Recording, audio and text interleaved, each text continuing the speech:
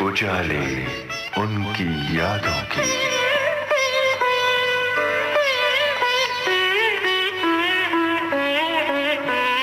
उजाले उनकी यादों की।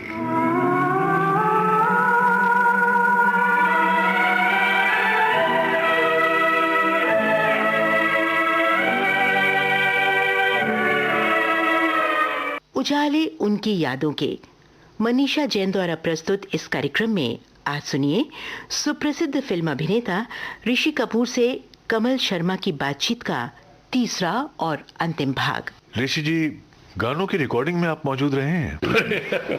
कितनी बहुत की है। किशोर दा के साथ मैंने गाना भी गाया है, बहुत लोगों को पता है इसके बाद। फिल्म का नाम था झूठा कहीं का। जी जी। उसमें ज़्यादातर मैंने डायलॉग्स किए, लेकिन उसमें किशोर दा मेरी टाइमिंग बहुत अच्छी थी। मेरे डायलॉग बोलने का किस वक्त पे, किस नोट पे, किस बीट पे, कहाँ कौन सा, वो गाना ज़्यादा बजा नहीं है। फिल्म झूठा कहीं का है, क्या कुड़ी है वो गाना था। उसमें आप हम दोनों की बंदिश है। किशोर दा गाते थे और मैं डायलॉग बोलता था। अरे बोल ना। अरे कुछ नहीं, बोल बोल। अरे कुछ नहीं हुआ भाई, बोल ना भाई। मुझे शर्म आती है। क्या शर्म आता, बोल ना। बोल दो, बोल बोल बोल दो, बोल बोल दो, बोल बोल। दिल में जो मेरे समा गई, कौन जो मेरी आंखों पे छा गई, कौन क्या बताऊं मैं, बड़ी हंसी है वो, ऐसी जहां में कोई नहीं। अच्छा हे दिल में जो मेरे समा गई, जो मेरी आंखों पे छा गई, क्या बताऊं मैं, बड़ी हंसी है वो, ऐसी जहां में कोई नहीं। अरे क्या कुड़ी है वो, फुलझड़ी है वो, ऐसी जहां में कोई नहीं। हाय क्या कुड़ी है वो, फुलझड़ी है वो, ऐसी जहां में कोई नहीं।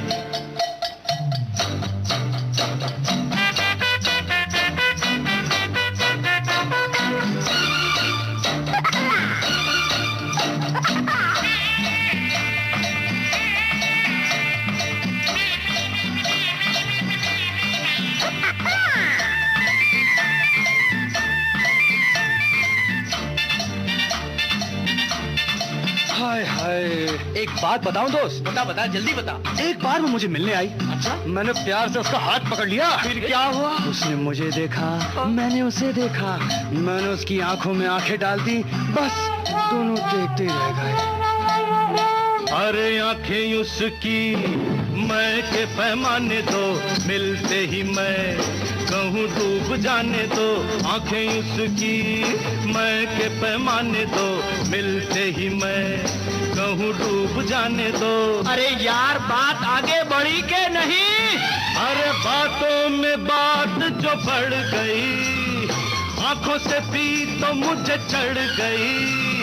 जाने मन मेरी, गुल बदन मेरी, ऐसी जहां में कोई नहीं। क्या कुड़ी है वो, फुलझड़ी है वो, ऐसी जहां में कोई नहीं।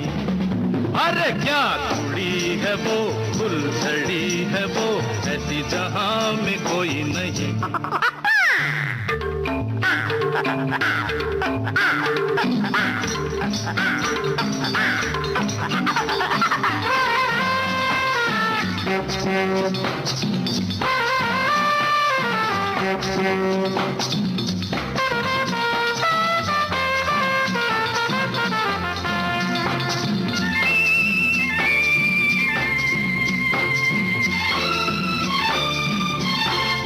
अरे भाई, एक दिन उसका टेलीफोन आया। हाँ, कहने लगी हेलो हेलो डार्लिंग। डार्लिंग? हाँ। फिर क्या बोली? बोली मेरे घर में पार्टी है, आओ। हाँ? जब मैं वहाँ पहुँचा, हाँ, तो पता लगा वहाँ उसकी सिवा कोई भी नहीं था। फिर क्या हुआ? मैं था, वो थी, मतलब मैं था, तन्हाई थी। उस दिन हम मिले तन्हाई में, डूबते गए प्यार की गहराई में। उस दिन हम मिले तन्हाई में, डूबते गए प्यार की गहराई में। तो फिर इसके बाद क्या हुआ? अरे इसके बाद फिर खाली कसम, मिलते रहेंगे यूं ही हर जन्म। दिल रुबा मेरी, जाने वफा मेरी, ऐसी जहां में कोई नहीं। अरे क्या कुड़ी है वो, फुलझड़ी है वो, ऐसी जहां में कोई नहीं। हाय क्या कुड़ी है वो, फुलझड़ी है वो, ऐसी जहां में कोई नहीं। फिर हमने एक और गाना गाया रफ़ी साहब के साथ और बच्चन साहब के साथ। मेरे बहुत थोड़े डायलॉग थे, चल मेरे भाई तेरे हाथ जोड़ता हूँ। अमित जी ने गाना गाया था, साथ में रफ़ी साहब ने मेरा प्लेबैक दिया था। देखो कितनी प्यारी तरीके से मनमोहन देसाई साहब ने भी उसे एक पिरोया था एक सिचुएशन में। बड़ा होके छोटे में रोक डालता है। हाँ नहीं आता है ना, नहीं आता है ना, तो जा, मैं भी नहीं जाता। कट्टी बोल दिया ना, कट्टी कट्टी कट्टी।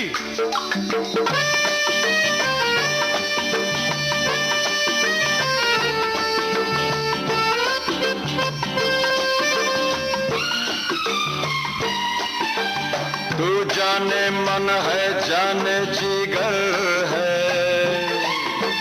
तेरे लिए जान भी हाजिर है। तू जाने मन है, जाने जिगर है, तेरे लिए जान भी हाजिर है। मुझसे इस कदर प्यार है अगर, ला दे ये बोतल मैं तोड़ता।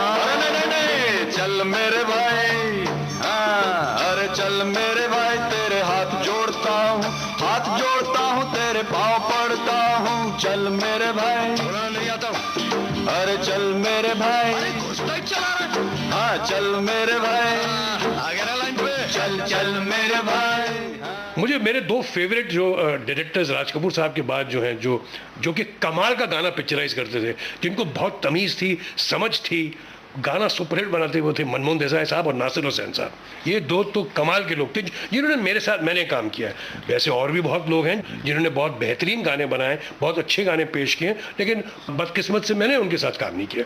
मैं कह रहा हूँ मैंने जिनके साथ काम किया तो गाना सिचुएशन के लिए बनाते थे, फिर उसका बिजनेस पूरा वो किताब में लिखते थे कि मुझसे मैं कैसे पिक्चराइज करूंगा, और जो करना चाहते थे वो इंस्पायर करते थे म्यूजिक डायरेक्टर को। मसलन नासिर साहब पंचम को बोलते थे कि देखो अभी चिंटू यहाँ है, घोड़े पे जा रहा है, घोड़े पे जा रहा है, उसके पीछे वो लड़की साइकिल पे है, साइकिल के पीछे भैंस है, तो अभी क्या किया, उसका लाल दुपट्टा चले गया साइकिल पे, तो वो भैंस लाल को देख के भाग रही है, तो उसके हिसाब से पंचम म्यूजिक बनाता था। अगर आप देखें वो गाना हमको तो यारा तेरी यारी, उसमें जो इंटरल्यूड है पहला जो साइकिल पे, उसका जो म्यूजिक जो बनाया गया, उसको बनाया गया वाकई उस सिचुएशन को मद्देनजर रखते हुए।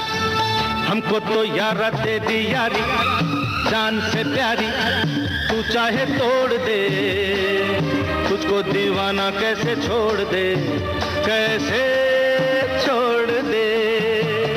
हे हमको तो यारा तेरी यारी जान से प्यारी, तू चाहे तोड़ दे, तुझको दीवाना कैसे छोड़ दे, कैसे छोड़ दे।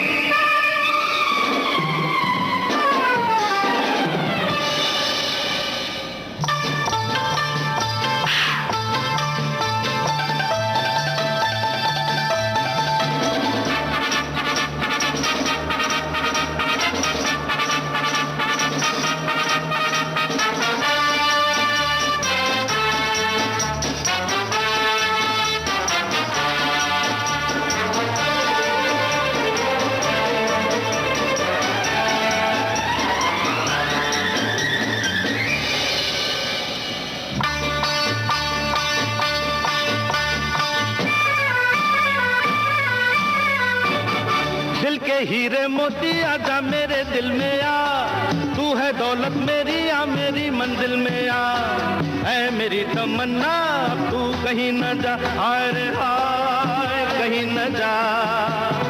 ए दिल के हीरे मोती आजा मेरे दिल में आ, तू है दौलत मेरी आ मेरी मंजिल में आ, ऐ मेरी तमन्ना तू कहीं न जा, हाय रे हाय कहीं न जा।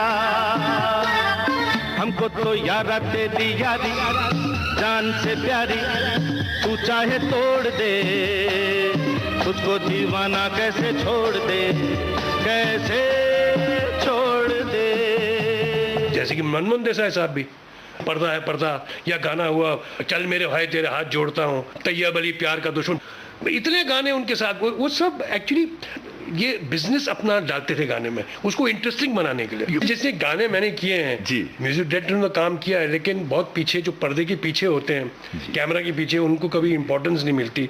मैं इतना ज़रूर कहना चाहूँगा कि इनके जो डांस मास्टर्स वो हमारे होते हैं, वो जो हमें सिखाते हैं क्या करने को और कैसे करने को, उन्हें कभी क्रेडिट नहीं मिलता। और मैं आज ये मौका लेना चाहता हूँ ये बोलने की कि मेरा जो करियर रहा था पहले जो बना था, उसमें बहुत बड़ा योगदान कमल मास्टर, पीएल राज साहब, सुरेश भट्ट साहब, इन सब का बड़ा योगदान था। उन्होंने सब मुझे सिखाया, मैं उन्हीं का सीखा हुआ लड़का हूँ। उन्होंने मुझे बताया कि ऐसा करना है, ऐसा गाना है, इसका ऐसा करना है, ये एक्सप्रेशन चाहिए। मैंने शायद उसे थोड़ा बहुत निभाया था तो कि मैं थोड़ा सा आगे ले गया, लेकिन मैं उनको पूरा क्रेडिट देना चाहूँगा। आज क्या 30, 35, 40 साल हो गए इन गानों को मैंने गाए हुए, जो पर्दे पे आप देखते हैं, उनके बारे में कोई बोलता नहीं, लेकिन ये सब मैं उनका सीखा हुआ हूँ। मुझे डांस तो करना आता नहीं कमल जी, मैं मेहनत ज़रूर करता था, मेरे एक्सप्रेशंस बहुत अच्छे होते थे। जैसे सरगम में मैंने ढफली भी बजाई, डांस भी किया, गाना भी गाया। अब तीनों चीज़ों को करना बड़ा मुश्किल काम है। मैं अपनी बड़ाई नहीं कर रहा हूँ, लेकिन ये मुझे करवाया पीएल राज साहब ने और उनकी असिस्टेंट शीला जी ने। लेकिन ये बहुत मुश्किल चीज़ है, मैंने इस पर बहुत रिहर्सल की। हालांकि प्रोफेशनल डांसर यानी कि बहुत सीखी जयाप्रदा थी, पहली उनकी फिल्म थी, उन्हें आसानी से आता था, मुझे नहीं आता था, लेकिन मैंने एफर्ट करके मैंने किया है और मैंने ये दिखाया कि मैंने बड़े आसानी से मैंने किया। लेकिन आप जानते नहीं मैंने उसमें कितनी मेहनत की उसके लिए।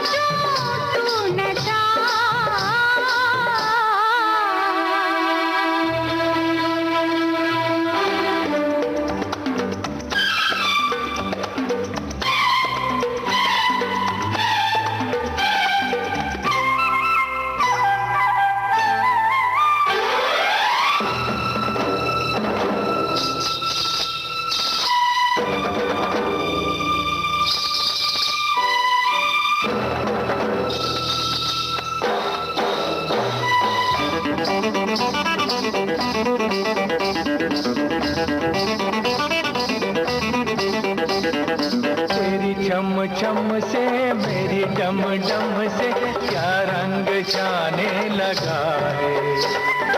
आँखों के रस्ते तू हंसते हंसते दिल में समाने लगा है। हाय हाय हाय तेरी छम छम से मेरी डम डम से क्या रंग जाने लगा है। आँखों के रस्ते तू हंसते हंसते दिल में समाने लगा है। उन्हें भी दिखाओ, उन्हें भी दिखाओ, उन्हें भी बुलाओ, कहाँ है ये दुनिया वाले। डफली वाले डफली बजा, मेरे घुंघरू बुलाते हैं। मैं नाचूं तू नचा, डफली वाले डफली वाले। देखिए गाना है झूठ बोले कौवा काटे, हाँ हम तो नए थे, तो सोनलाल मास्टर जी जो सरोज जी के गुरु भी थे, तो रोज़ हमारी रिहर्सल होती थी। तो बड़े मज़े से बड़े डांसर्स वांसर्स डिम्पल में दोनों डांसर थे, रिहर्सल करते थे 2-2 घंटे। हुआ ये कि रोज़ रिहर्सल करते थे और फिर तैयार हो गए। गाना फिर पिक्चराइजेशन का वक्त आया, जैसे पिक्चराइजेशन का वक्त आया जोश में क्या आया तो मैंने अब टांग तोड़ दी। अब राज साहब इतने नाराज़ हुए मुझसे कि कौन बोलता है तुझे जंगली जैसे नाचने का, कोई रिदम रखो, ताल रखो, ये रखो। मुझे इतना डांट दिया मुझे। मेरी रोने जैसी आदत हो गई। इसे वैसे मेरा क्या कसूर है, मैं तो मेहनत कर रहा हूँ, मैं तो अपनी तरफ से पूरी कोशिश कर रहा हूँ। पंजाबी खून हूँ भाई मैं, अपनी तरफ से कुछ ज़्यादा जोर लगा दिया तो मोचा गई मुझे। तो वो शॉट उन्होंने कट करना पड़ा, फिर उनको क्लोजअप में लेना पड़ा, तो थोड़ा कॉम्प्रोमाइज़ करना पड़ा। मैंने उस दिन से तय किया कि मैं अभी ज़िंदगी में कभी किसी गाने की रिहर्सल करूँगा ही नहीं। तो वो दिन और आज का दिन मैंने कभी भी किसी गाने की रिहर्सल की नहीं। मैं अपना रिहर्सल करूँगा, मालूम पड़ेगा मैं मूड में आ गया तो टेक के वक्त में ख़राब कर दूँगा, तो मैंने रिहर्सल नहीं की कभी। ऋषि जी, कुछ समय पहले आपकी एक फिल्म आई थी अग्निपथ, जिसमें आपके अभिनय की बहुत तारीफ हुई, लेकिन ऐसा भी पता चला है कि इस भूमिका को स्वीकार करते समय आपके भीतर बहुत हिचकिचाहट थी। हाँ, यही कमरा है जहाँ सुनाई गई थी कहानी जी। और यहीं मैंने उनसे कहा था कि तुम पागल हो, दिमाग ख़राब है तुम्हारा, तुम पिक्चर फ्लॉप करा दोगे मुझे लोग ये ऐसे रोल में। मेरी इमेज क्या है, मेरी छाप क्या है और तुम मुझे क्या देना चाहते हो। नहीं सर, आप तो बेहतर करें। ऐसे वो करूँगा तो सही, मुझे भी मालूम है अच्छा एक्टर मैं करूँगा सही, लेकिन उसे एक्सेप्ट भी तो करना चाहिए। तो मैंने ना करके उसको नकार दिया। मैंने बोला चले जाओ ऐसा जगह नहीं। उन्होंने हार नहीं मानी। 1 महीने लगातार करण जौहर साहब और करण मल्होत्रा जो डायरेक्टर थे पिक्चर के, लगातार मेरे पीछे बने रहे कि आपको तो करना ही पड़ेगा। सही बात यह कमल जी, मेरे में एक्चुअली साहस यानी कि हिम्मत नहीं थी, मेरे पास कॉन्फिडेंस नहीं था ऐसे रोल करने का। मैंने सोचा कहीं मैं कर लूँ और मेरे कारण पिक्चर ना चले तो लोग बोलोगे देखो पिक्चर फ्लॉप हो गई ऋषि कपूर की वजह से। और मैं ये कभी नहीं चाहता कि मेरी वजह से कोई किसी को नुकसान हो। मैं जानता हूँ कि एक्टर मैं थोड़ा बहुत ठीक हूँ, मैं निभा लूँगा, लेकिन उसे एक्सेप्ट करना बहुत बड़ी जिम्मेदारी होती है आप। तो मैं एक्चुअली सही मानूँ में उससे डर रहा था, मेरा कॉन्फिडेंस नहीं था। तो जब बहुत दबाव आया तो मैंने उनसे सजेस्ट किया कि अच्छे काम करते हैं, एक लुक टेस्ट लेते हैं, यानी कि देखते हैं वो कैसा दिखेगा मेरे में। तो एक कच्चा पक्का हमने लुक टेस्ट लिया, जिससे मेरा थोड़ा कॉन्फिडेंस बढ़ा, मैंने थोड़ी हिम्मत बनी, थोड़ा मैंने कहा अच्छा तो मुझे कुछ सीन्स विन सुनाएंगे। फिर मैंने थोड़ा बहुत हिम्मत की और फिर मैंने बोला चलो भाई करते हैं, देखते क्या होता है। अब जब फिल्म मुकम्मल हो गई, पिक्चर चल गई, हिट भी हो गई, कुछ बहुत लोगों ने हमारी भी तारीफ़ की, एक आध अवार्ड भी मिल गया, तो ये मैं कहना चाहता हूँ कि इसका जो क्रेडिट है ये दोनों करण जौहर और करण मल्होत्रा का है। अगर उनका दबाव नहीं होता, अगर उनका कॉन्फिडेंस नहीं होता कि ऋषि कपूर ही कर सकता है रोल, तो ये मुझे कभी रोल नहीं मिला होता। ये मैं उल्टा उनकी सोच को मैं दाद देता हूँ कि उनने कैसा सोचा कि ऋषि कपूर कर सकता है। लाला मेरा नाम है, रौफ लाला। ये तो तू भूलेगा नहीं कि एक पल के लिए मैंने तुझे जहन्नम की याद दिला दी थी। तो ये अवार्ड सही मानों में उनका है, मेरा नहीं। हाँ, मेरी मेहनत थी, उनका कॉन्फिडेंस था, उनकी एक फोरसाइट थी, आगे की एक सोच थी कि ऋषि कपूर सही है। मेरी तरफ से किसी का नुकसान हो जाए ये तो मैं कभी भी नहीं चाहूँगा। हमने कभी ऐसा सीखा नहीं, ये हमारा पेशा है। हम एक कमर्शियल वर्ल्ड में हम चाहते हैं कि हमारी हर फिल्म मुकम्मल सही जाए, लोगों को पसंद आए। कभी कभी नहीं आती। जो सिनेमा होती है वो एक एक्चुअली टीम वर्क होता है, एक फुटबॉल जैसी गेम होती है कि हर आदमी एक बॉल को पास करते करते गोल मारने वाली बात है। कभी कभी गोलकीपर आ जाता जो बहुत अच्छा होता, पिक्चर नहीं चलती वो। ऋषि जी, अभिनय आपको विरासत में मिला है और ये विरासत आपके बेटे तक भी आई है। उसने साबित किया है अपने आप को, अपने अभिनय से लोग उसमें बहुत संभावनाएं देख रहे हैं। क्या कहेंगे उसके बारे में? मैं जानता था कि मैं एक बड़े बाप का बेटा हूँ, लेकिन मैं ये कभी नहीं जानता था कि मैं एक बड़े बेटे का भी बाप हूँ। लड़के ने अपनी मेहनत से, अपनी हिम्मत से अपने दादा परदादा का नाम रोशन किया है, कर रहा है, और मैं नहीं चाहता कि उसे ये बोल के मैं उसके कान भर दूं और उसमें रुकावट आ जाए। आंखों ही आंखों में कर बातें, गुपचुप गुपचुप गुपचुप, कोई खुस खुस खुस खुस, ख्वाबों की नदी में खाए गोते, गुड़ गुड़ गुड़ गुड़ गुड़ गुड़, ओए बुड़ बुड़ बुड़ बुड़ बुड़, आंखों ही आंखों में कर बातें, गुपचुप गुपचुप गुपचुप, ओए खुस खुस खुस खुस। ख्वाबों की नदी में खाए गोते गुड़ गुड़ गुड़ गुड़ गुड़ गुड़ ओए गुड़ गुड़ गुड़ गुड़ गुड़ अल्लाह अल्लाह मत वाला बर्फी पाँव बड़ा मोटा छाला बर्फी रातों का है ये उजाला बर्फी गुमसुम ही मचाए ये तो उत्पात खुर खुर खुर खुर खुर्रा बातें करे नॉन स्टॉप खुर खुर खुर खुर खुर बुड़ बुड़ बुड़ बुड़ बुड़ गुड़ गुड़ गुड़ गुड़ गुड़ मौला इससे बचा ही ले खुर खुर खुर खुर खुर बुड़ बुड़ बुड़ बुड़ बुड़ गुड़ गुड़ गुड़ गुड़ गुड़ मौला इससे बचा ही ले आंखों ही आंखों में कर बातें ओए ओए ख्वाबों की नदी में खाए गोते ओए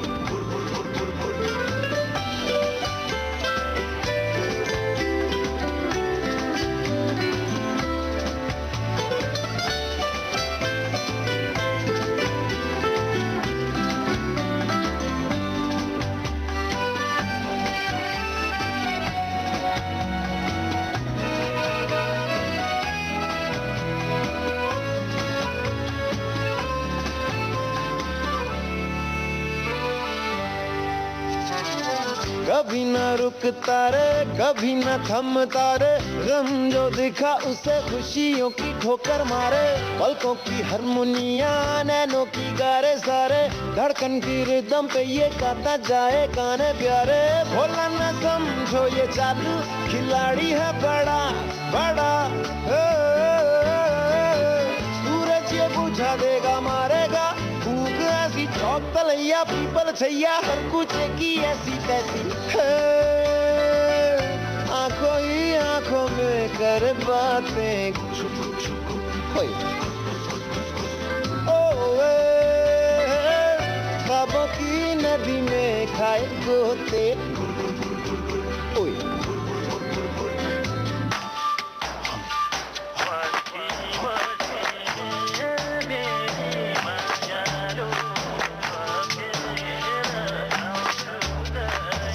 बर्फी जब अम्मा जी की कोख में था सोया अम्मा ने मर्फी का रेडियो मंगाया मर्फी मुन्ना जैसा लल्ला अम्मा का था सपना मुन्ना जब हौले हौले दुनिया में आया बाबा ने सिलोन वाला स्टेशन लगाया रेडियो ऑन हुआ अम्मा ऑफ हुई टूटा हर सपना ओए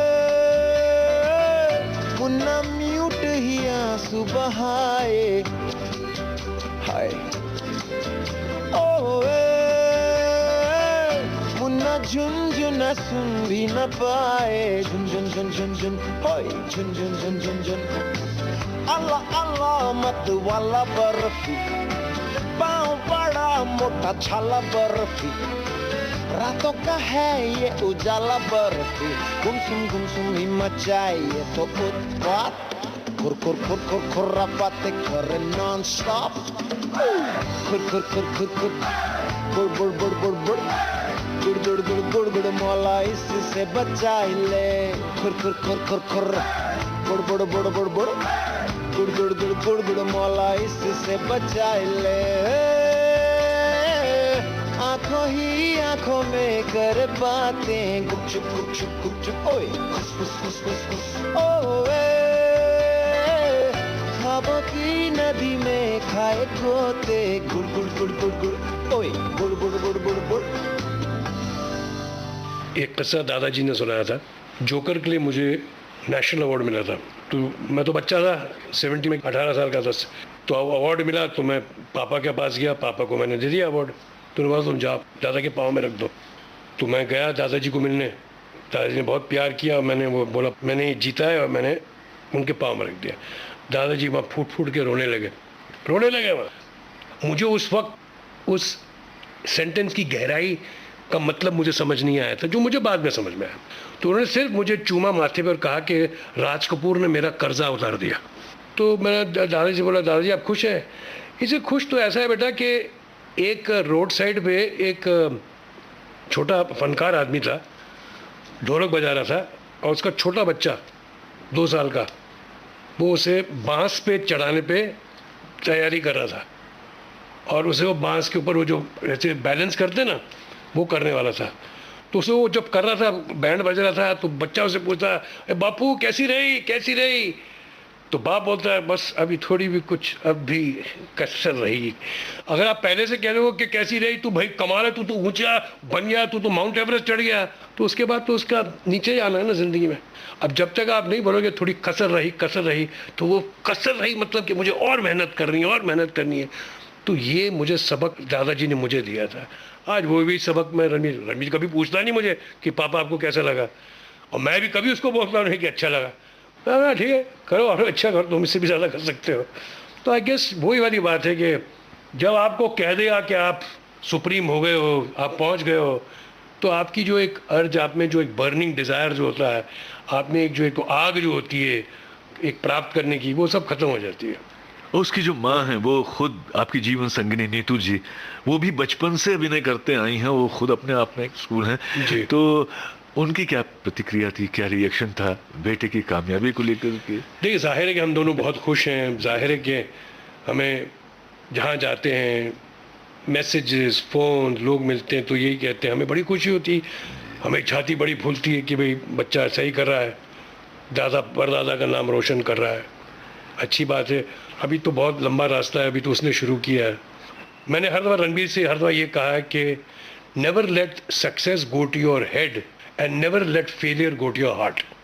हमारा धंधा ये है कि इसमें हिट और फ्लॉप तो लगा रहेगा, कभी चली कभी नहीं चली, नफ़ा नुकसान तो ये लगा रहेगा। तो किसी चीज़ का आप श्रेय ऐसा मत ले जाए जो अपने सर पे चढ़ जाए, तो समझो किसी को कुछ नहीं। और किसी फेलियर की चीज़ आप दिल पे मत लेना ताकि आपकी सेहत ख़राब हो जाए या कुछ भी हो। ये बस हमारी फिल्म इंडस्ट्री ऐसी है कि आपको सक्सेस और फेलियर एक पिंच ऑफ सॉल्ट से लेना है। आपको ये मालूम है कि अभी मेरा टाइम ठीक है, कल वक्त आएगा जब मेरा टाइम ठीक नहीं होगा, उसके लिए भी रेडी रहो। तो ये सब तैयारियां मैं कान भरते रहता हूँ। हाँ, ये ज़रूर है कि दोनों शर्तों में अपना काम अच्छे मजबूत तरीके से करो, चैलेंज फेस करो ना। जब नई पिक्चर तुम्हारी ठीक जाएगी तो और मेहनत करो पिक्चर में, और कोशिश करो कि हाँ इसको कैसे और चमकाएं अपने एक्टिंग को, ताकि लोगों को और पसंद आए, फिल्म को कैसे और बेहतरीन बनाएं। पान में पुदीना देगा, नाक का नागिना देगा, चिकनी चमेली देखी चिकना कमीना देगा, छानने चिडर होके चीट किया तो सारे तारे बोले गिली गिली अक्खा।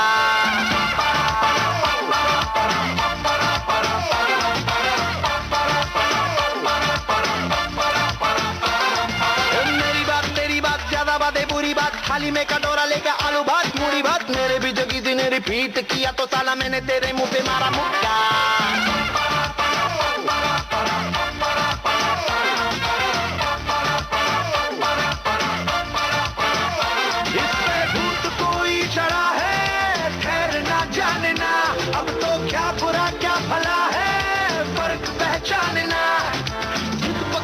खड़ा है कम वक्त छोड़ना जाने ना, बदतमीज दिल बदतमीज दिल बदतमीज दिल माने ना बदतमीज दिल बदतमीज दिल बदतमीज दिल माने ना ये जो हाल है सवाल है कमाल है जाने ना बदतमीज दिल बदतमीज दिल बदतमीज दिल माने ना।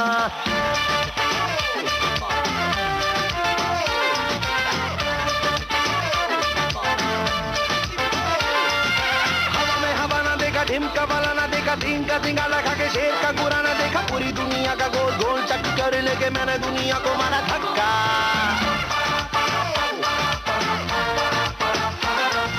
Bollywood Hollywood very very jolly good, राय के पहाड़ पर 3 फुटा लीली पुट, मेरे पीछे किसी ने रिपीट किया तो साला मैंने तेरे मुंह पे मारा मुक्का। अय्याशी के मनवे से खुद को मोड़ना जाने ना, कंबल बेवजह ये शर्म का ओढ़ना जाने ना, पकड़ के खड़ा है कम वक्त छोड़ना जाने ना। बदतमीज दिल बदतमीज दिल बदतमीज दिल माने ना बदतमीज दिल बदतमीज दिल बदतमीज दिल माने ना।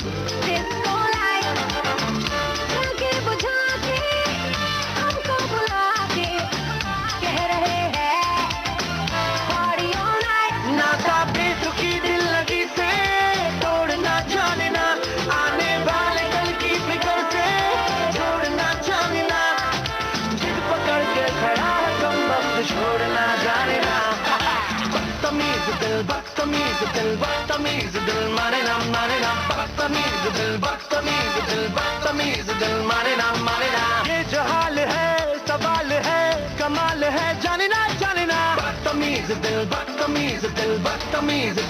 माने ना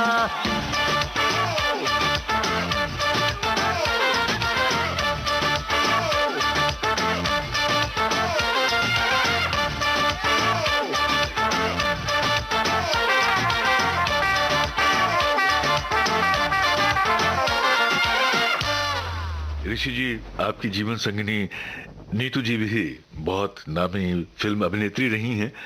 उनके साथ आपने कितनी फिल्में की? हमने साथ में 11 फिल्में की और 11 फिल्में की हमने 8 साल में। 1980 में शादी कर ली थी। किसी पे दिल अगर आ जाए तो क्या होता है, किसी पे दिल अगर आ जाए तो क्या होता है, वही होता है जो मंजूरे खुदा होता है, वही होता है जो मंजूरे खुदा होता है।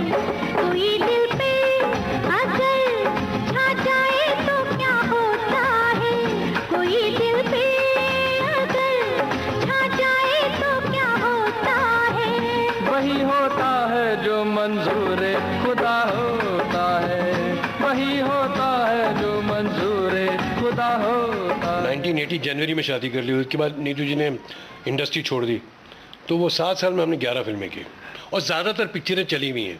अच्छा, ये बताइए कि ये जो रोमांस था आपका उनके साथ में निजी जिंदगी में, ये किस फिल्म से शुरू हुआ? मेरे ख्याल में वो चाह शुरू हुआ था कभी कभी फिल्म में। उससे पहले हमने कर ली थी जहरीला इंसान, जिंदा दिल, खेल खेल में, रफू चक्कर। जिंदा दिल और जहरीला इंसान को छोड़ के ये सब हमारी पिक्चरें सक्सेसफुल फिल्म्स हैं। तो वहाँ हमारी दोस्ती हो गई और वो मुझे समझती थी, मैं उन्हें समझने लगा। अब चूंकि मैं नया नया था, मैं थोड़ा बॉयश लुकिंग था, तो मुझे काम करने के लिए हीरोइंस मिलती नहीं थी। बाकी जो हीरोइंस थी उन दिनों वो मुझसे बड़ी लगती थी, तो मुझे तो या नीतू जी के साथ काम करना पड़ता था या नई लड़की के साथ काम करना पड़ता था। तो नीतू जी क्योंकि स्टार थी तो ज़्यादातर लोग चाहते थे कि स्टार के साथ काम करे। दिन में भी 2-2 शिफ्ट तो उनके साथ ही गुजरती थी, जहाँ हमारी जान पहचान मुलाकात बढ़ गई। खैर दोस्ती तो थी, फिर हमने उन्हें अपना जीवन साथी बना दिया। रंगों की बरखा है, खुशबू का साथ है, किसको पता है अब दिन है कि रात है, ला ला ला ला ला ला ला ला। रंगों की बरखा है, खुशबू का साथ है, किसको पता है अब दिन है कि रात है। लगे दुनिया ही आज सिमटती नजारे हम क्या देखें, नजारे हम क्या देखें। तेरे चेहरे से नजर नहीं हटती, नजारे हम क्या देखें, नजारे हम क्या देखें। नीतू ने बहुत मुझे साहस दी, बहुत मेरा साथ दिया है। उनका साथ सबसे बड़ा इम्पोर्टेंट है। उनकी डिसीजन, मेरे बेवक्त ज़िंदगी गुजारना, उन्हें समझ है, बिकॉज वो खुद भी एक्टर रह चुकी हैं। तो कभी कभी मुश्किल हो जाता है कि जब कोई बाहर का और ना समझे। उनका तजुर्बा भी, उनका मुझे कहना समझाना, उनका मुझे स्क्रिप्ट्स के बारे में बात करना, तो एक definitely has been a help. और साथ में फिर रणबीर का करियर जो है वो ज़्यादातर नीतू के हाथ में रहा है। रणबीर ज़्यादातर नीतू की बात सुनता है, खाने पीने में बड़ा परहेज़ है, जो कि मैं बिल्कुल नहीं रखता। मेरा झगड़ा तो उन पे उसी बात पर है। तो ये सब चीज़ें, नीतू को बहुत शौक़ है एक्सरसाइज का, परहेज़ का, ये सब चीज़ों। और आपको पंजाबी खाना पसंद है? मुझे किसी भी खत्म का खाना पसंद है। कोई भी स्टेट वेट का क्या बोल रहे हैं आप, कोई भी खाना खाना, दुश्मन मुल्क का भी खाना पसंद है मुझे। इसमें क्या है, खाना खाना होता है। तो उनका योगदान हमारे करियर्स में बहुत है। Thank you Neetu, thank you for being with us. कैसा है अपना मिलन, कैसी मुलाकात है, जैसे आदा में मेरी कोई नई बात है। बनी रहे अदा तेरी, सदा रहे वफा मेरी, ऐसे ही ये जीवन बीत जाए। जीवन क्या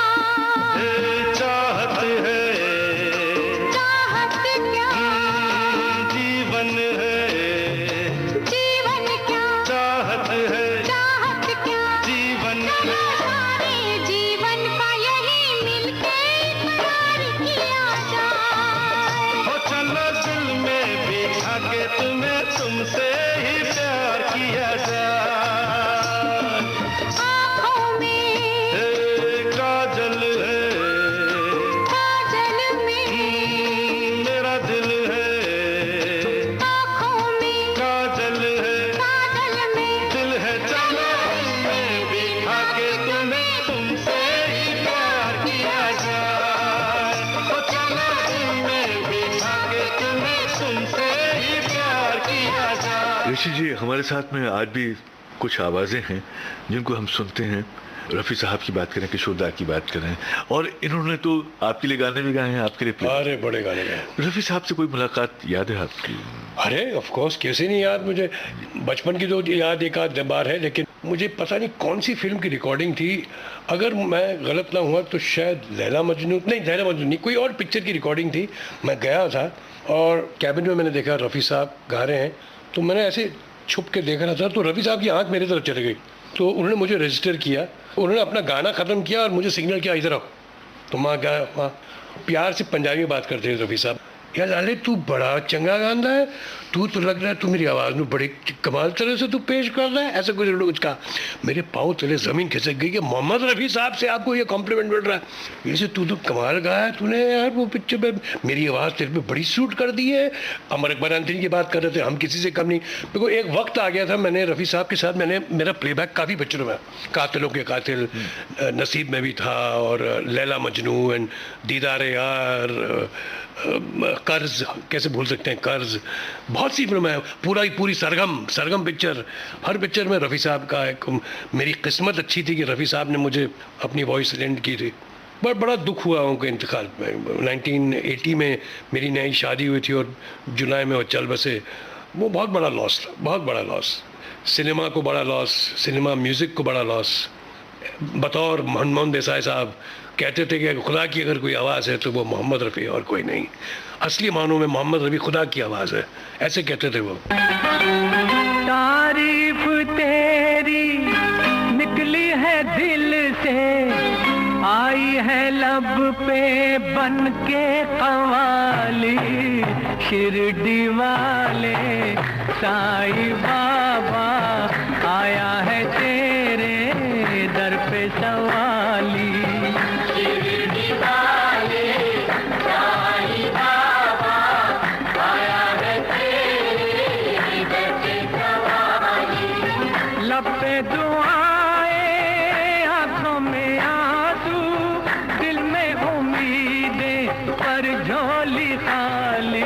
शिरडी वाले साईं बाबा आया है तेरे दर पे सवाली।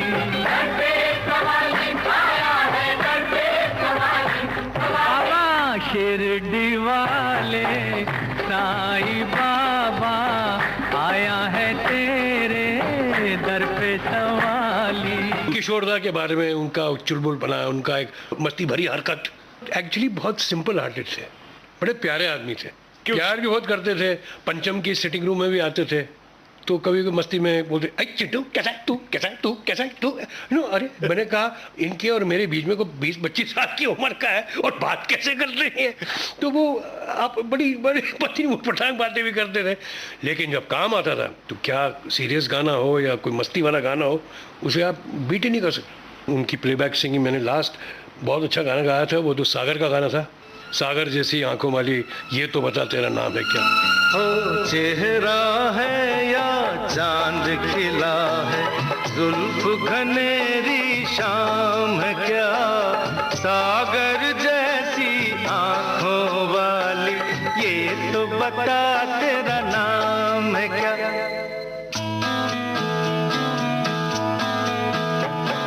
चेहरा है या चांद खिला है, जुल्फ घनेरी शाम क्या, सागर जैसी आंखों वाली, ये तो बता तेरा नाम क्या। मस्ती वाले गाने कितने पंचम के हैं, खेल खेल में। देख वो इश्क छुप छुप के फरमा रहे हैं, क्या मजा, दिल ही दिल में तो घबरा रहे हैं। देख वो इश्क छुप छुप के फरमा रहे हैं, क्या मजा, दिल ही दिल में तो घबरा रहे हैं। लगता है दोनों पड़ोसी है वो, रिश्ता ही ऐसा है जाने भी दो, हम वो करेंगे जो कहे, हमको जमाने से क्या, खुल्लम खुल्ला प्यार करेंगे हम दोनों, इस दुनिया से नहीं डरेंगे हम दोनों। पंचम हालांकि मेरे से सीनियर थे वो काफ़ी, बट मुझे अपने निकट के मित्र में पहचानते थे वो कारण इसका ये था कि मैं शायद सबसे यंगेस्ट हीरो था। यूथफुल म्यूज़िक जो वो दे रहे थे वो मेरे साथ ही दे रहे थे। इंतकाल उनका तो 94 में चल बसे थे आई थिंक, तो उस वक्त तो बहुत कम हीरोज़ जो आज के दौर में तो उन्होंने काम ही नहीं किया ना उनके साथ, तो मैं ही यंगेस्ट था, तो उनका बेसिक यंग म्यूज़िक मेरे साथ। मैंने 17 पिक्चरें की है पंचम दा के साथ, और ज़्यादातर पिक्चरें जो चली भी नहीं है वो पिक्चर का सुपर हिट म्यूज़िक है। जैसे कि गाना ये वादा रहा का टाइटल सॉन्ग, वो पिक्चर नहीं चली थी लेकिन गाना आज भी कितना बचता है। एक और पिक्चर जो मेरी नहीं चली थी, वो पिक्चर नाम था बड़े दिल वाला, उसका टाइटल सॉन्ग कितना चलता है आज भी। वो बाकी गाने तो चलते ही चलते हैं जो हिट गाने, लेकिन वो ऐसा एक म्यूज़िक बनाते थे कमाल। जब पंचम दा की बात करते हैं तो पंचम दा ने पूरे दुनिया में जो म्यूजिक के जो स्टाइल्स थे उनकी स्टडी की थी, उनके पास बहुत अच्छा कलेक्शन भी था और उन्होंने एक्सपेरिमेंट भी बड़े किए थे इंस्ट्रूमेंट्स को लेके। अगर आपके पास वो गाना हो तो फिल्म नया दौर का एक गाना है कि पानी के बदले पीकर शराब, कांटों में हम तुम ढूंढे गुलाब, ये गाना था जो किशोर दा और डैनी डेंजोगो वाले का गाया है। अगर आपके पास हो तो वो गाना सुनाइए सुनने वालों को। जब आप एक्सपेरिमेंट की बात बोलते हैं तो वहाँ पंचम ने एक खाली बोतल में हवा मारने से उसकी आवाज़ निकाली थी, वो पहली बार निकाली थी उसमें। तो वो उसमें थोड़ा पानी भरते थे, वो थोड़ा भरता था तो उसकी आवाज़ कुछ और होती थी, पानी कम करते थे उसकी आवाज़ कुछ और होती थी, और खाली बोतल की आवाज़ कुछ और होती थी। अगर आपके पास गाना हो तो आप उन्हें सुनाइए और देखिए कि कैसे एक्सपेरिमेंट करता था वो।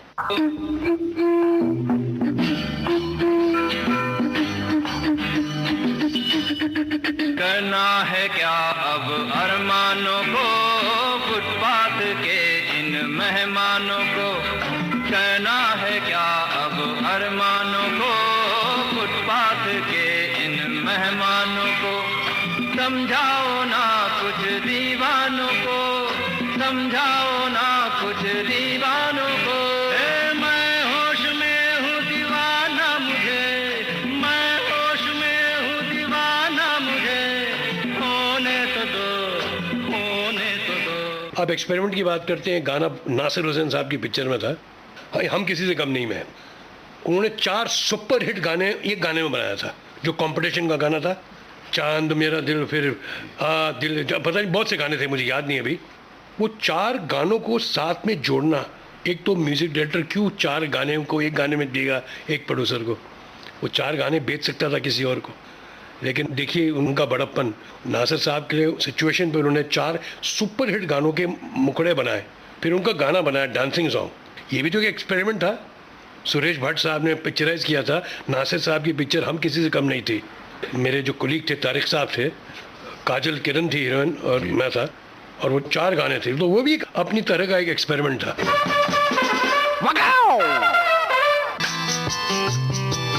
चांद मेरा दिल चांदनी हो तुम, चांद से है दूर चांदनी कहाँ।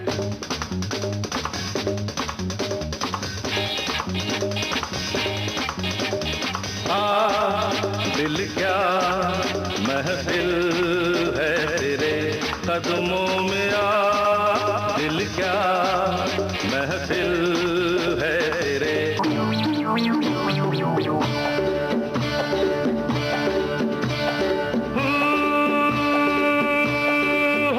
तुम क्या जानो मोहब्बत क्या है, दिल की महफिल सनम ये महफिल नहीं दिल है।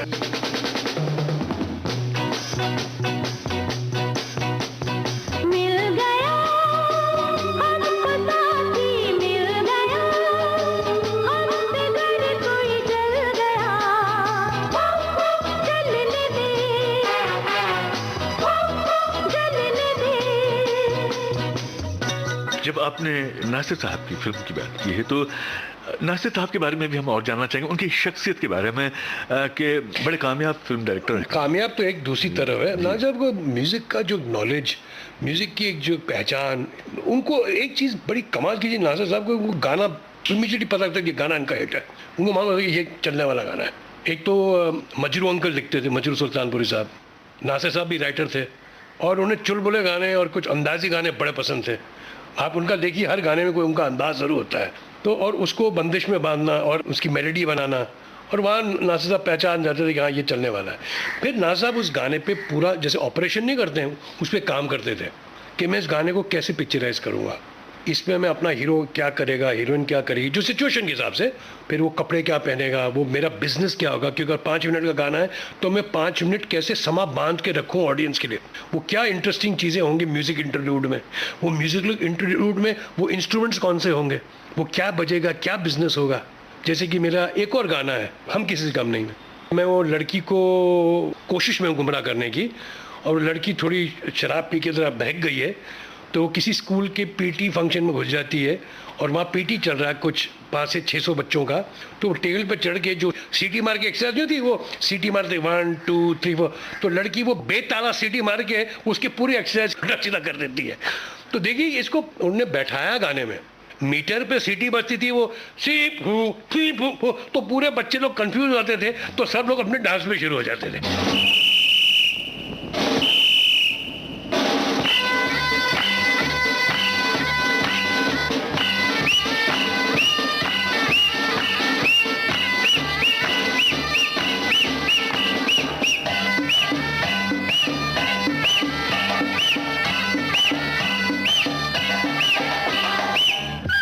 ये फिल्म मेकर नासिर हुसैन साहब ने सोचा है ना, ये किसी को जिसको ज्ञान है, जिसको पता है म्यूज़िक कैसे लिया जाता है और कैसे पिक्चराइज किया जाता है, तो ये उनकी ये काबिलियत थी। मैंने एक ऐसी थोड़ा सा आपको एक वाक्य बताया जी। तो उनकी पुरानी पिक्चरें देखो, उन्होंने म्यूज़िक डायरेक्टर विजयानंद साहब ने किया था तीसरी मंजिल के म्यूज़िक, या उनकी पिक्चरें पुरानी जब प्यार किसी से होता है, या तुमसा नहीं देखा, दिल दे के देखो, यादों की बारात, हर पिक्चर का गाना उन्होंने अपने आप से सजाया हुआ है, क्योंकि उनको उसका इल्म था कि उसे कैसे किया जाए। और ऐसे ही जब हम मनमोहन देसाई साहब की बात करते हैं, मन जी की बात करते हैं, तो उनके बारे में कहा जाता है मनमोहन जी मास डायरेक्टर थे, मास ओरिएंटेड डायरेक्टर, कि वो दिल की बात बोलते थे, उनमें वो इमोशंस बड़े थे। वो एक्चुअली बहुत बड़े राज कपूर फैन थे, बहुत बड़े। उनकी पहली पिक्चर भी राज कपूर के साथ थी, चलिया। राज साहब जो करते हैं अकॉर्डियन, ये वो उनका एक बैक ऑफ द माइंड हर दफा राज साहब होता था। और इनका एक बहुत बड़ा इन्फ्लुएंस अमिताभ बच्चन साहब भी थे। ये अमित जी के साथ वो नई नई चीज़ें ट्राई करते थे, और चूंकि मैं अमित जी के साथ पिक्चर में था, तो हम दोनों एक दूसरे को कॉम्प्लीमेंट करते थे, बड़ा भाई छोटा भाई। इसलिए चल मेरे भाई का गाना हुआ, लंबू जी टिंगू जी गाना हुआ, अमर अकबर एंथनी के दूसरे गाने हुए। तो मन जी बोलते थे मेरे को कि मेरे स्क्रिप्ट में अगर कोई जगह ना हो और मुझे अगर कोई हिट गाना मिले, तो हम वो स्क्रिप्ट में वो गाना बना के डालते हैं। जैसे कि राज साहब ने डाला था दोस्त ना रहा गाना, संगम में ज़बरदस्ती डाली थी सिचुएशन, क्योंकि गाना सुपरहिट था, उसकी सिचुएशन नहीं थी, पर चूंकि राज साहब को गाना डालना था संगम में, तो उसकी एक झूठी सी सिचुएशन बनाई गई और पिक्चर में गाना डाला। यही वो मनमोहन देसाई साहब करते थे, वो हिट गाना को एकोमोडेट करते थे अपने स्क्रिप्ट में, फिर उसकी पूरी बुनियाद बनाते थे, उसको जस्टिफाई करते थे। ये सब मास्टरों का काम है भाई, ऐसे लोग पैदा नहीं होने वाले फिर से। मैं भी काम कर रहा हूँ उनके जाने के बाद, लेकिन ऐसे लोग नहीं पैदा हुए। हाँ, इनसे अच्छी फोटोग्राफी करेंगे, इनसे अच्छे गाने बनाएंगे, गाने वाले अच्छे अंग से होंगे, लेकिन मिश्रण जो है ना हर चीज़ का, ये तो बड़े गुणी लोग थे, ये सब मास्टर लोग थे। मैंने कहीं पढ़ा था कि ना गाड़ी तैयार है, सब जा रहे हैं, उसमें शंकर जयकिशन बैठे हैं, मुकेश जी हैं, हसरत जयपुरी हैं, राज साहब हैं, और जैसे पिकनिक पे जाना होता है लेकिन सब गाते हुए जा रहे हैं। वहीं पर हम बाहर गए, यहाँ मुंबई को आप कितना जानते हैं मुझे पता नहीं, लेकिन गए थे यहाँ मुंबई से थोड़ी दूर थाने वाने, आज से 50-60 साल पुराने की बात कर रहा हूँ। गाना पिक्चराइज हो रहा था, मेरा जूता है जापानी, बोला कि क्लाउड्स हो तो अच्छा लगेगा। तो एक कारवां जाता था, 2 ट्रक 1-2 गाड़ी है, वो खुद ही हीरो थे, डायरेक्टर थे, प्रोडक्शन मैनेजर को बोलते चलते हैं, बात चलते हैं। अरे नहीं यार क्लाउड्स नहीं, तो क्लाउड्स को चेस करते हुए बादल के पीछे भागते भागते ऊटी पहुंच गए। कोल्हापुर जा रहे थे, ऊटी पहुंच गए कि नहीं यार वहाँ करते, अच्छा एक शॉट यहाँ लेते हैं। तो ये तो जुनून था। आप देखिए कहाँ पिक्चराइज किया गाना, वो मेरा जूता है जापानी। तो ऐसे तो लोग थे यार जो गाने पिक्चराइज करते थे यार, कोई वेजेस का ख्याल नहीं, कोई, हर टेक्नीशियन भी उस जुनून में था ना कि पिक्चर बना रहे हैं। हम सिंहासन में जा बैठे करेंगे, हम जब वो हाथी की तरह कोल्हापुर की तरफ, ऊँट चाहिए तो कहाँ से जयपुर पहुँच गए, ऊटी में चले गए, क्लाउड से अच्छी फॉर्मेशन ब्लैक एंड वाइट में, तो चलो थोड़ा वहाँ जाके कर लेते हैं। किधर किधर जाते थे लोग, जाते थे यार। होंगे राजे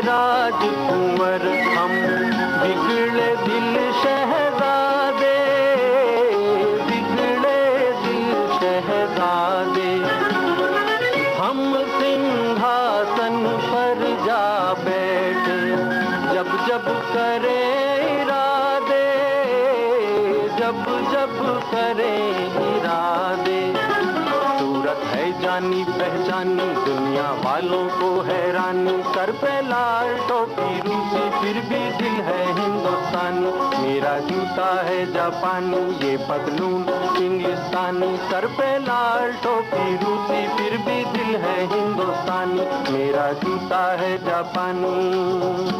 बरसात में पैसा नहीं था राज कपूर साहब के पास, तो पूरा कश्मीर, पहला कश्मीर की शूटिंग राज साहब ने की है बरसात में पूरा मैच किया मुंबई के आसपास, और जाके जाल मिस्त्री साहब और पापा गए थे कश्मीर और लॉन्ग शॉट्स लेके आए थे कश्मीर के, क्योंकि बजट नहीं था ना उन दिनों में, और जाके मैच किया कश्मीर। बरसात is about Kashmir only the film, love story in their. तो कश्मीर में पहली पिक्चर राज साहब ने बनाई थी बरसात। एक और आपको मैं वाकया बताऊंगा, बड़ा पॉपुलर हुआ पिक्चर हिट होने के बाद। अच्छा, गुलमर्ग में एक होटल है, हमने वहाँ शूटिंग की थी, वो गाना हम तुम्हें कमरे में बंद हो चाबी खो जाए, उसका भारी एक्सटीरियर यूज़ किया था, मतलब बिगिनिंग एक जाने का और बाहर आने का। जो अंदर का सेट था वो आर के स्टूडियो में बना था, गाना वहाँ पिक्चराइज हो रही हो, लेकिन आम पब्लिक को तो नहीं मालूम ना। पब्लिक ने सोचा अरे बाप रे ये तो गाना बॉबी वाला गाना है भाई, ये तो हम तुम कमरे में बंद हो, जितने प्यार करने वाले वो सब वो कमरे में घुसे हुए थे, हर लव बर्ड जाता था कि हम वहाँ जाए। वो इतना पॉपुलर हो गया कि आज तक उसकी छाप, आज तक उसकी छवि है। ये मैं ये क्यों कह रहा हूँ, बाकी सुना रहा हूँ इसलिए, ये संगीत की वजह से पॉपुलर हुआ ना, एक लोकेशन पॉपुलर हो गई, हाईलैंड पार्क होटल गुलमर्ग। बाहर से कोई अंदर ना आ सके, अंदर से कोई बाहर ना जा सके, सोचो कभी ऐसा हो तो क्या हो, सोचो कभी ऐसा हो तो क्या हो, हम तुम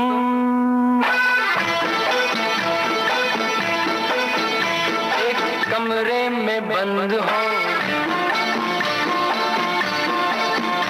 और चाबी खो जाए,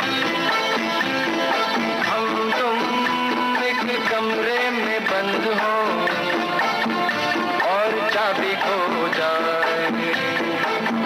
तेरे नैनों की फूल भुलैया में वो भी खो जाए, हम तुम एक कमरे में बंद हो और चाबी खो जाए।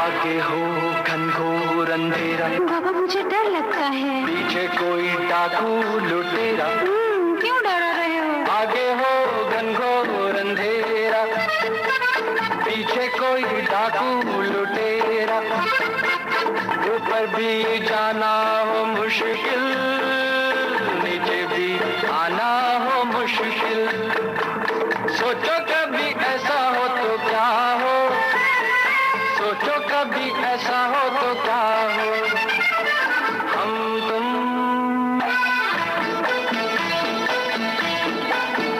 कहीं को जा रहे हो और रास्ता भूल जाए, हम तुम कहीं को जा रहे हो और रास्ता भूल जाए। तेरी बैया के झूले में भैया वो भी झूल जाए, हम तुम एक कमरे में बंद हो और चाबी खो जाए, हम तुम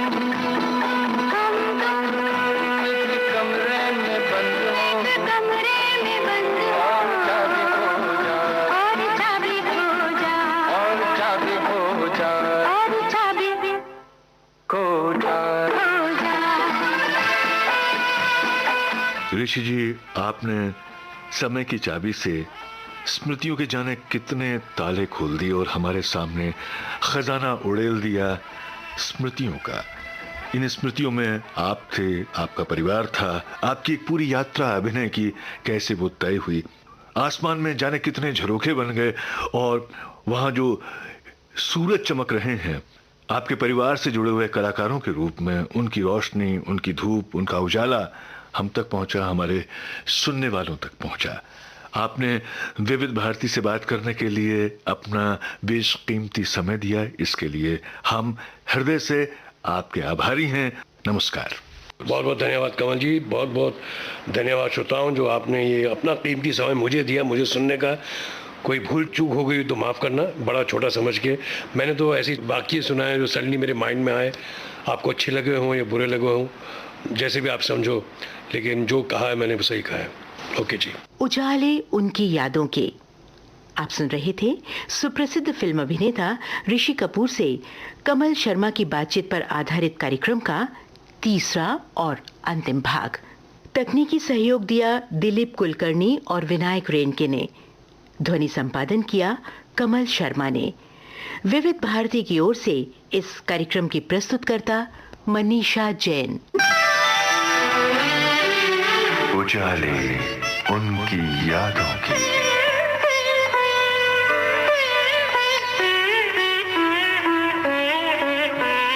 उजाले उनकी यादों के।